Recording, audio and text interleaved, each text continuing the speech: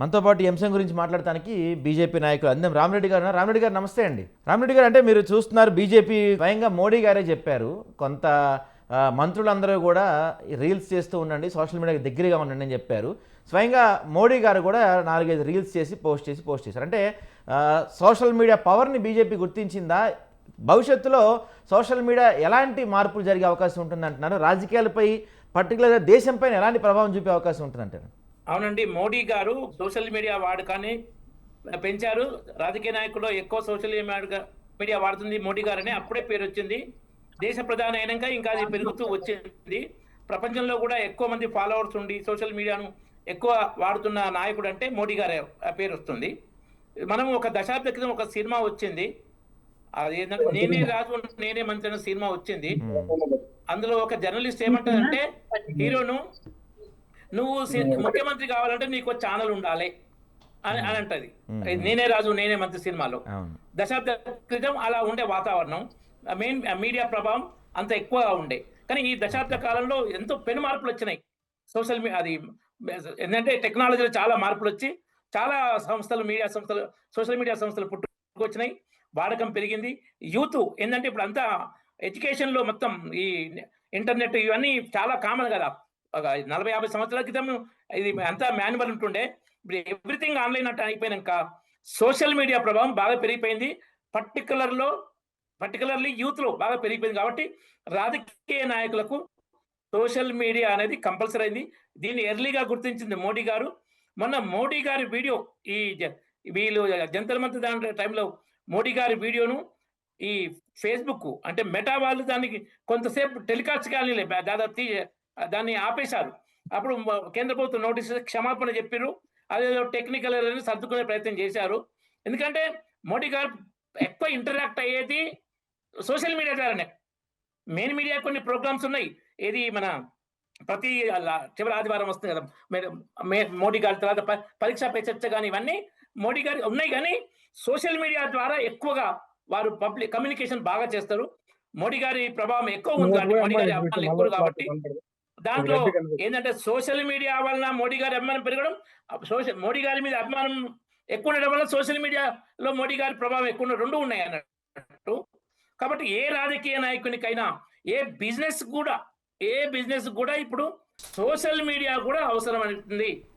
Main media ప్రభావం కొంత తగ్గుతుంది. ఎందుకంటే అది దానికి కారణాలు ఎన్నో ఉన్నాయి. ఇప్పుడు సొంత మీడియా పెట్టుకుంటూ సాక్షి అనేది అది జగన్మోహన్ రెడ్డిది, తర్వాత టీ న్యూస్, నమస్తే తెలంగాణ కేసీఆర్ది, ఇంకా కొన్ని మీడియా సంస్థలు వేరే ఒక రాజకీయానికి అనుబంధం అని, ఇట్లా సొంతము అనుబంధ సంస్థలతో ఉంటే ఏంటంటే ప్రజల్లో మెయిన్ మీడియా మీద కొంత విశ్వాసం తగ్గుతూ వస్తుంది.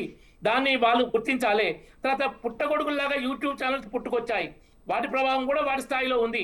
ఈ యూట్యూబ్ ఛానల్స్ లో ఏం చేస్తారంటే కేసీఆర్ లాంటి వాళ్ళు అది ఏంటంటే మేమే గెలుస్తున్నామని ఒక దొంగ వీడియోలు పెడతారు.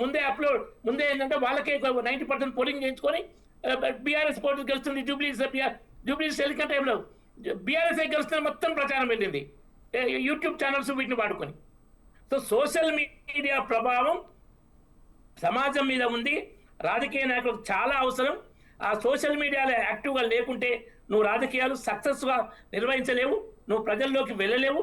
కాబట్టి సోషల్ మీడియా అనేది చాలా పవర్ఫుల్. ఇప్పుడు దీని ఏంటంటే మొన్న జరిగింది మన కాక్రోచ్ పార్టీ ఏంటంటే వాళ్ళు టోటల్ సోషల్ మీడియాను దశాబ్దం ఇంతమంది Aam Aadmi Party memes page maintain చేస్తున్నాయి ఆయన.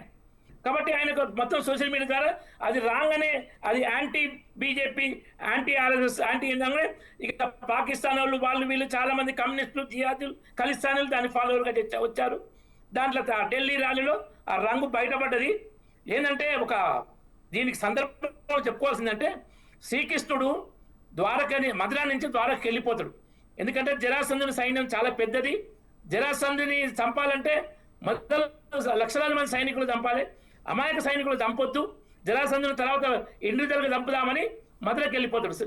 మోడీ గారు కూడా ఏంటంటే ఈ అవకాశ రాజకీయ క్రిమినల్స్ వీళ్ళు విదేశీ భక్తుల వలన విద్యార్థుల భవిష్యత్తు నాశనం కావద్దు, ప్రస్తుతం ఆ సమస్యను విద్యార్థులను శాంతింపజేయాలంటే ఒక నిర్ణయం తీసుకున్నారు.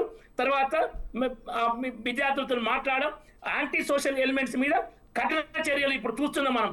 పోలీసులు మొత్తం వీడియో రికార్డు పట్టుకొని ఎవరైతే క్రిమినల్స్ కోర్టు కూడా క్రిమినల్ యాక్టివిటీస్ ఎక్స్క్యూజ్ చేయాల్సిన అవసరం లేదు. మా విద్యార్థులు ప్రొటెస్ట్ వారు మేము మాత్రం అది చర్యలు ఉండదు, ఎందుకంటే విద్యార్థుల భవిష్యత్తు ఖరాబ్ అవుతుంది. కాబట్టి సోషల్ మీడియా ప్రభావం చాలా విషయాల్లో ఉంది. పర్టికులర్లీ పొలిటికల్ పాలిటిక్స్ ఎలక్షన్స్ మీద బాగా ఉంటుంది. అంటే మీరు పెద్దవాళ్ళు చాలా ఎన్నికలు చూసుంటారు. మీరు మొదట్లో అంటే గతంలో వాల్ పోస్టర్లతో ప్రచారం ఉండేది, కరపత్రాలు పంచేవాళ్ళు ఇంటింటికి వెళ్ళి, అక్కడి నుంచి ఇప్పుడు ఇంట్లో కూర్చొని ప్రచారం చేసే పరిస్థితి వచ్చేసింది. అంటే దీంట్లో రెండు అంశాలు ఏంటంటే నెగిటివిటీ ఒకటి, అంటే ఏది నిజం ఏది అబద్ధం అనేది ప్రజలకు కొన్నిసార్లు తెలిసే అవకాశం ఉంటుంది. ఉదాహరణకి మొన్న ఢిల్లీలో జరిగిన ఉద్యమం ఉంది, కొంతమంది దేశ వ్యతిరేకంగా మాడారు, కొంతమంది రాముడు వ్యతిరేకంగా మాడారు, కొంతమంది మోడీ గారికి వ్యతిరేకంగా కూడా మాడారు. అక్కడ జరుగుతుంది ఒకటైతే ఇది కూడా ఒకటి ఆ దీంట్లో వెళ్ళిపోతుంది అనమాట. సో ఇలాంటి సంఘ విద్రోహ శక్తులు కూడా పెరిగే అవకాశం ఉంటుంది. ఇది రాజకీయ పార్టీలకి ఎంతవరకు ఉపయోగపడుతుంది అనుకుంటున్నారు, ఎంతవరకు నష్టపోయే అవకాశం ఉంటుంది? ఎందుకంటే మొన్న ఢిల్లీలో జరిగిన సంఘటన కొంతలో కొంతన్నా మీ పార్టీ కొంత నష్టం కలిగించిందని చెప్పక తప్పదు. సో కొన్ని సందర్భాల్లో నష్టం కలిగిస్తుంది, కొన్ని సందర్భాల్లో లాభం కలిగిస్తుంది కదా. మీ అభిప్రాయం ఏంటి దీనిపైన? మొన్న ఢిల్లీలో జరిగింది తొలుత బీజేపీకి నష్టం కలిగించిన అన్న అభిప్రాయం కలిగింది. కానీ తర్వాత సోషల్ మీడియాలో వస్తున్న మొత్తం ఫీడ్బ్యాక్ న్యూస్ చూస్తే వాళ్ళంతా ఖలిస్తానీలు, జిహాదీలు, కమ్మీలు, కాంగ్రెస్, యాంటీ సోషల్ ఎలిమెంట్స్ దాదాపు 3,000 మంది క్రిమినల్స్ అందులో పాల్గొన్నారు. తర్వాత ఒక ఆమె నందిత నారాయణ అని ఒక ఆమె ప్రొఫెసర్ అల్లా అల్లా అని పాట పాడింది. ఆమె పేరు నందిత నారాయణ. తర్వాత అర్థమైంది ఆమె భర్త పేరు రషీద్ మసూద్ ఉంది, ముస్లిం.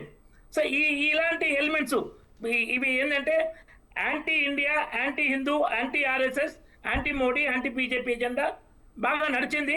మొదలు ఇక ఏంటంటే అందులో అమాయక విద్యార్థులు కూడా వేలాది మంది ఉన్నారు, అందులో అనుమానం ఏం లేదు, ఎందుకంటే నీట్ పేపర్ లీక్ అవడంతో. కాబట్టి వాళ్లకు ఇది కావద్దని మోడీ గారు తీసుకున్న నిర్ణయము, దానికి ఏదో మెడల్ వంచిందన్నట్టు కొంత కలరింగ్ వచ్చినా యాక్చువల్ అది కాదు. సింహం ఒక అడుగు వెనుకేసి తర్వాత ఎప్పుడు దాడి చేయాలో ఎలా చేయాలో చేస్తుంది అనడానికి రైతు చట్టాల విషయంలో కూడా అదే జరిగింది. తర్వాత ప్రజలు రైతు చట్టాలు మంచి అని సుప్రీంకోర్టు సిట్ చెప్పింది.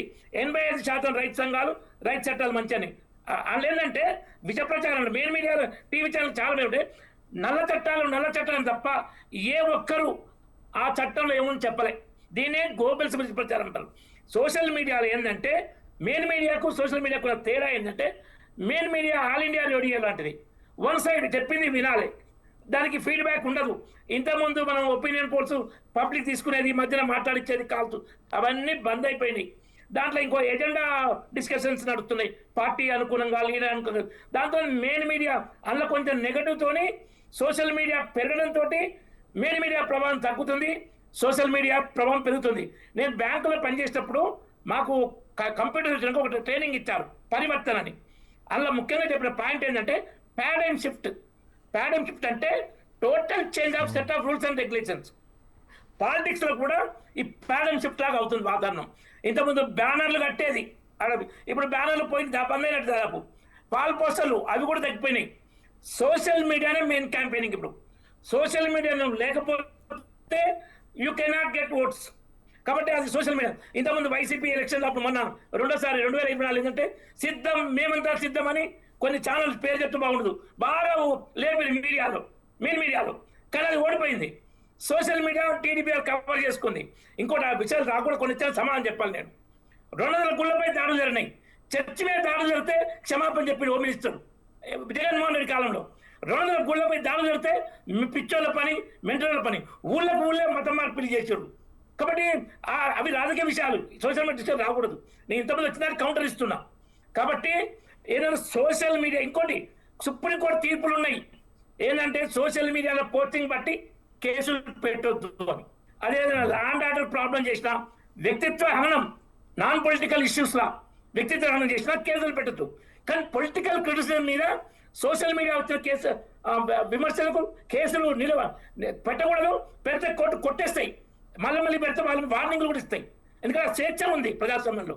సోషల్ మీడియా ప్రభావం పెరుగుతుంది, అది ఆ విధంగా మనం మారాలి. దీనికి ఒక్క చిన్న చెప్తాను ముఖ్యమైనది.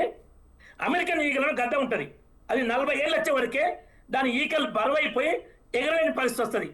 అది ఒక గుట్ట మీదకి వెళ్ళి మొత్తం ఈకల్ని ముక్కు కూడా మొండి పడుతుంది. ముక్కును మొదలు ఆ రాయికి బండకు రాస్తే ముక్కు ఊడ్చిపోయి కొత్త ముక్కు వస్తుంది. దాంతో ఈకలని పీకేసి మళ్ళీ లైట్ అయినాక మళ్ళీ 30 ఏళ్ళు పడుతుంది. అది అట్లా మారడం వల్ల ఇప్పుడు పాలిటిక్స్లో కూడా అలా సోషల్ మీడియాకు మారితేనే మీకు రాజకీయ భవిష్యత్తు, ప్రజల్లోకి మీరు ఇంటరాక్ట్ కాగలుగుతారు, ప్రజల్లో ఉండగలుగుతారు. సోషల్ మీడియా అనేది మనకి ఇప్పుడు మెయిన్ మీడియా అనేది సపోర్టింగ్గా తయారైంది. రైట్ సార్, రైట్ అండి.